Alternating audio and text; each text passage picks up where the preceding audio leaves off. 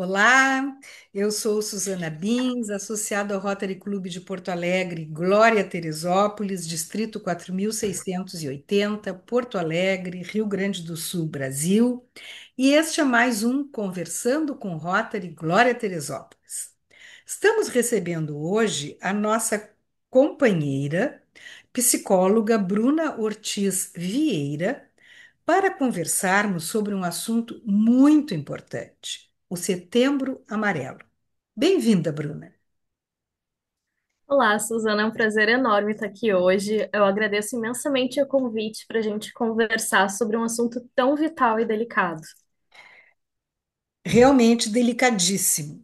Recentemente, na noite do domingo, dia 14, menos de uma semana, a Universidade Federal do Rio Grande, FURG, determinou a suspensão das atividades acadêmicas presenciais e remotas em todos os seus campi no período de 15 a 19 de setembro.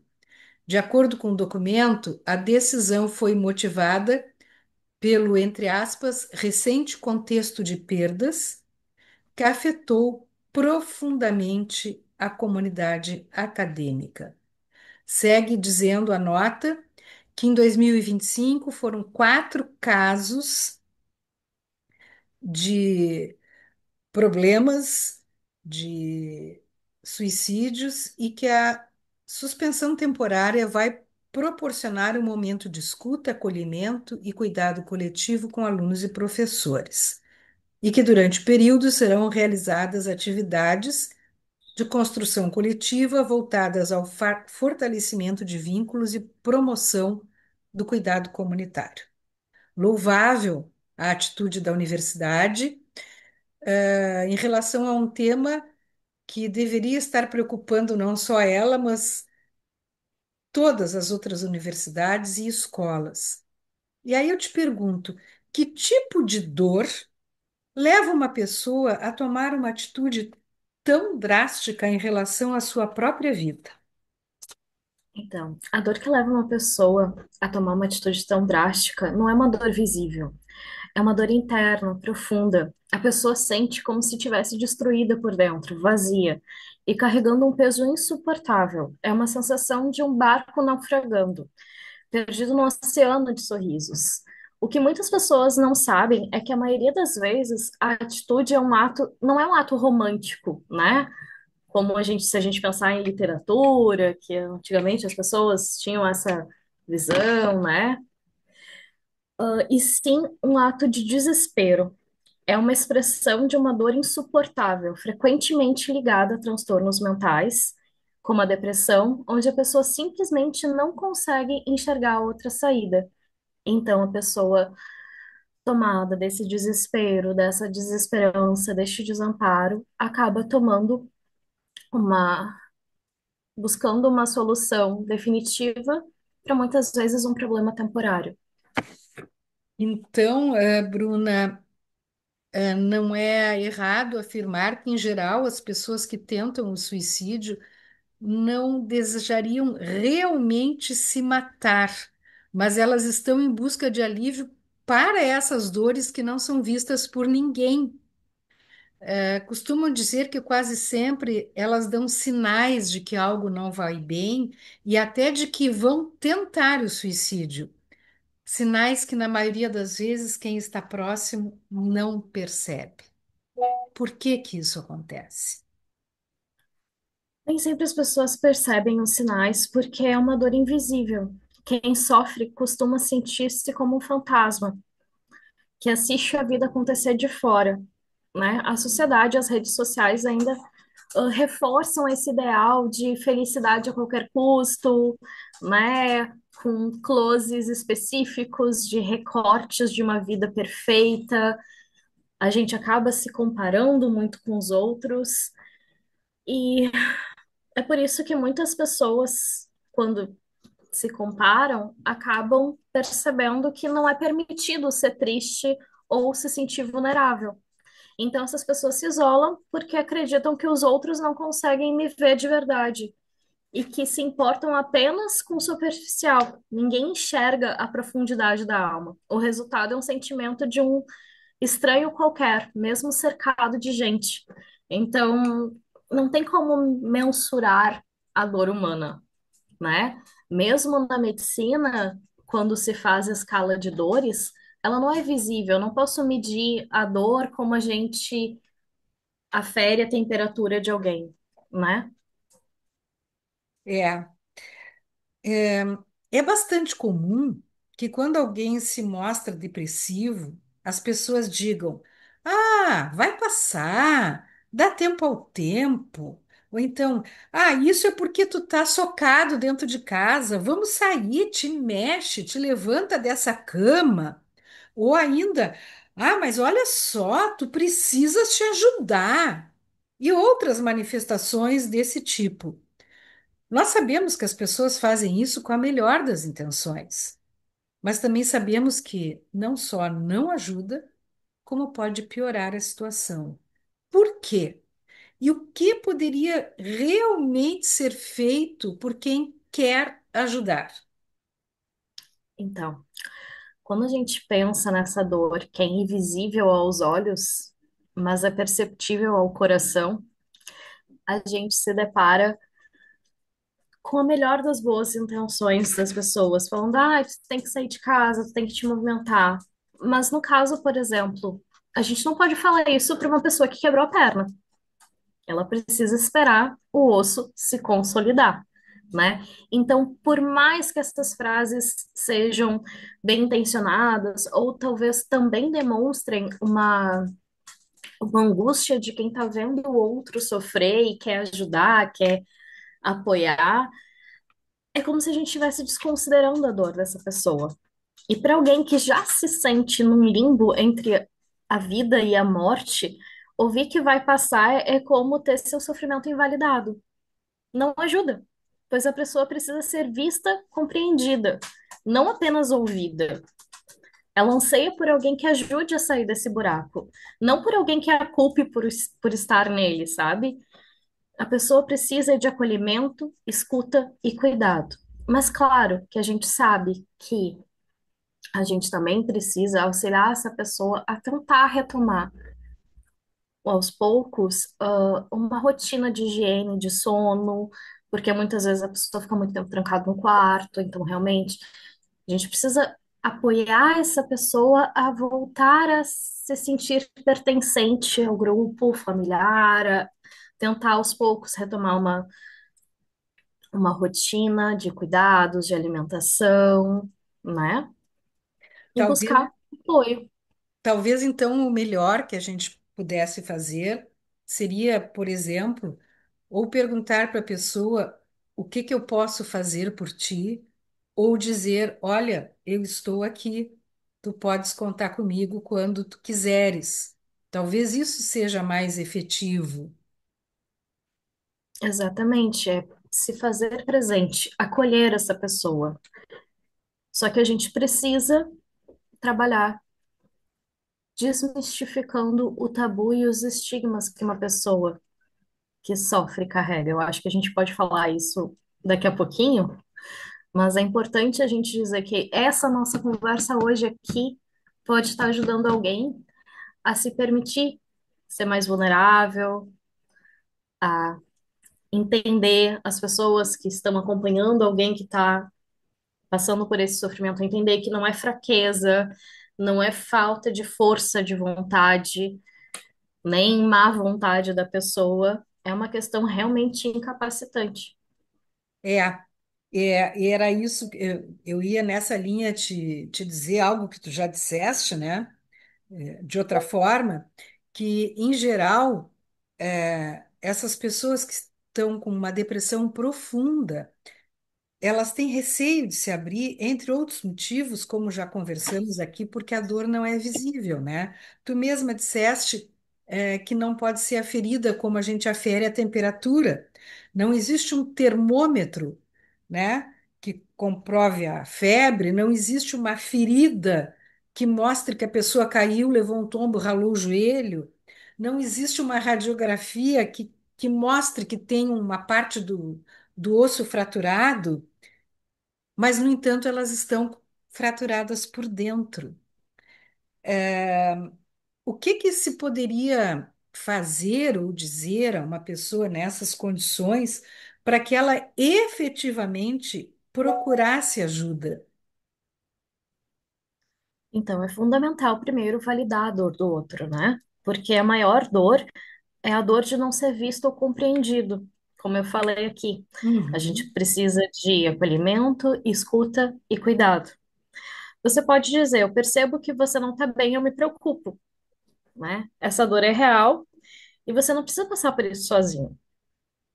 Vamos procurar ajuda para que essa pessoa possa se sentir melhor.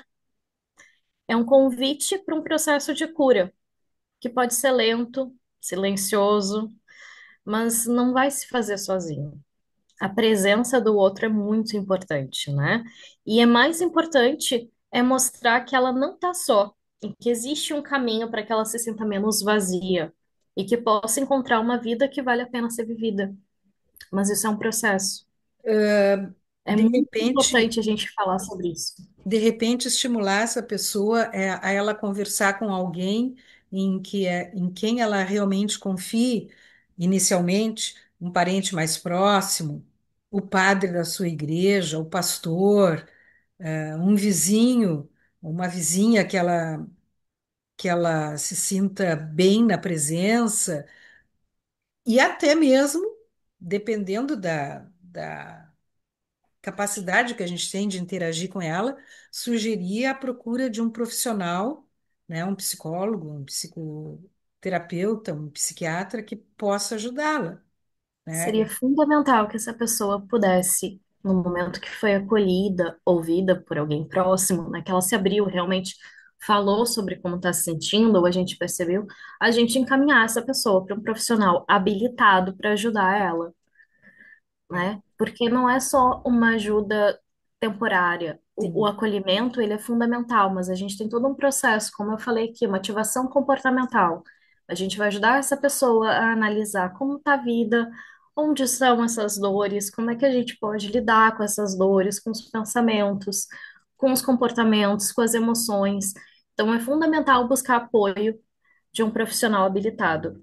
E digo mais, às vezes, num primeiro momento, talvez essa pessoa não se conecte com um profissional. E ela tem todo o direito de buscar alguém que se conecte melhor, né? Às vezes, não é o match perfeito de cara que a gente vai dar com um profissional da área da saúde, porque é uma pessoa que vai estar desbravando a tua alma, junto contigo, claro, a tua mente. Então, tu tem que te sentir bem, te sentir confortável, não julgado, principalmente, né? Porque o meu olhar tem que ser através do outro. Não pode ser o meu olhar meu olhar enquanto profissional da Sim, saúde sobre a situação do outro, né? sim. Bruna, é uma pergunta que acho que nem precisaria ser feita, né?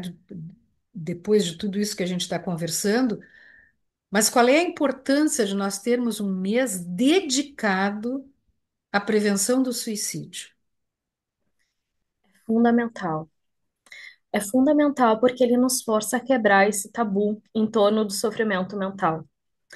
Esse estigma, como eu já tinha falado, da pessoa ser fraca, incapaz, falta de Deus, da espiritualidade, né?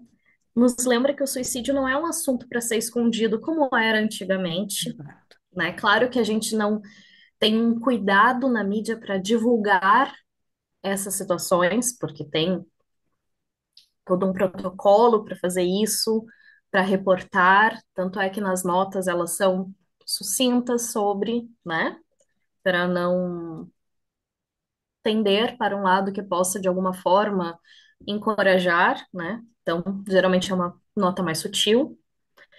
Nos lembra que podemos juntos, sim, acolher, ouvir e cuidar uns dos outros. Ter um mês dedicado a isso nos faz lembrar que a vida é preciosa e que precisamos estar atentos aos sinais de dor de quem está do nosso lado, especialmente daqueles que se sentem invisíveis ou como se não devessem existir. E de repente até se valia desse mês para sinalizar para essas pessoas que existem sim outras saídas, né? E que a vida delas é importante, e que por isso essas saídas deveriam ser buscadas.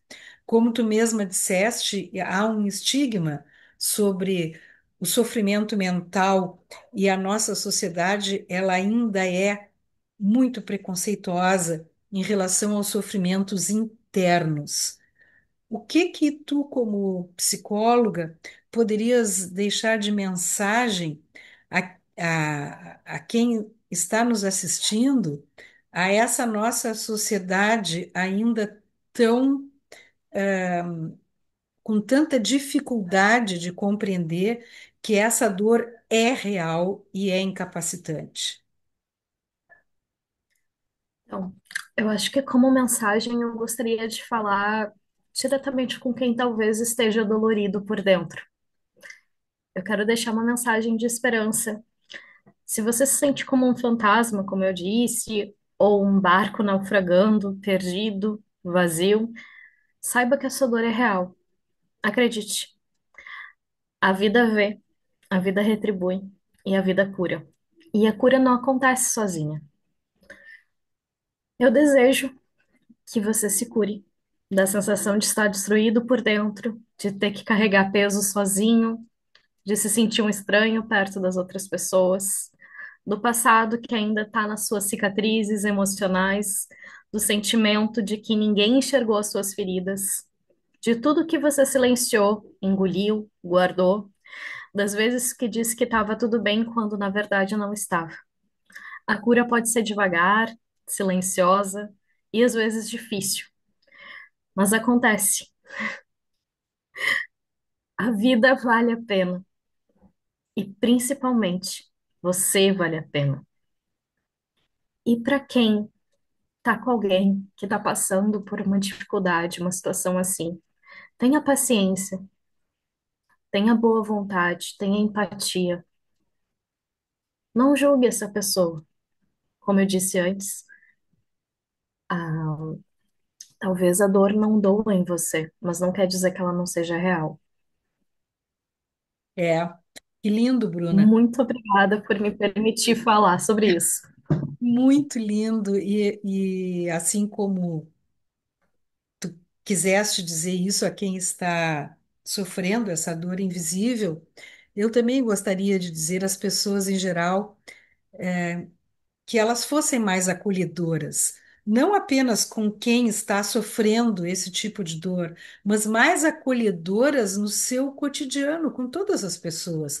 A gente não sabe o que está acontecendo com aquelas pessoas que cruzam o nosso caminho. Às vezes, por exemplo, alguém esbarra em nós na rua e a gente diz, num ímpeto, pô, olha por onde tu anda.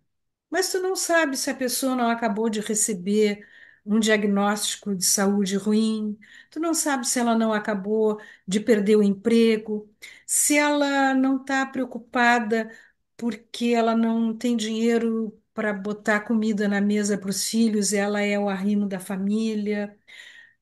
Tu não sabe o que que aquela pessoa está passando. E, em geral, nós somos muito pouco empáticos e muito pouco acolhedores, com muita dificuldade de nos colocar no lugar dos outros. E eu acho que isso vale para Setembro Amarelo, para Outubro Rosa, para Novembro Azul, para Dezembro Laranja, para situações que a gente conhece e para pessoas que a gente nunca viu na vida e que estão passando por nós, né? E que às vezes a gente trata de uma forma tão leviana, às vezes até cruzando com as pessoas e fazendo de conta que elas nem existem, né? Dando a elas a percepção de que são invisíveis. Acho que enquanto sociedade nós ainda temos muito a crescer. Eu te agradeço imensamente pela nossa conversa. Eu tenho certeza que ela vai ser importante para quem está nos assistindo, né? Para quem vai nos assistir. E, e muito obrigada pela tua disponibilidade. Imagina, eu agradeço de coração a oportunidade de estar falando sobre isso. É um tema super delicado, é um tema que eu tenho bastante experiência e eu sei o quanto que isso impacta, né? E poder também dizer que para os familiares também, é importante que vocês também se conectem, que vocês também busquem uma rede de apoio, porque a gente também não é obrigado a saber lidar com tudo sozinho. Então, assim como eu gostaria que as pessoas que estão passando por alguma dificuldade se permitissem serem ouvidos, acolhidos, orientados, eu também deixo aqui a mensagem que as pessoas que têm familiares, amigos próximos também podem buscar esse apoio. É É muito preciso cuidar importante. de quem cuida, né? Exatamente, é preciso cuidar de quem cuida. Então, te agradeço mais uma vez e nós ficamos por aqui e até o próximo Conversando com o Rotary Glória Teresópolis.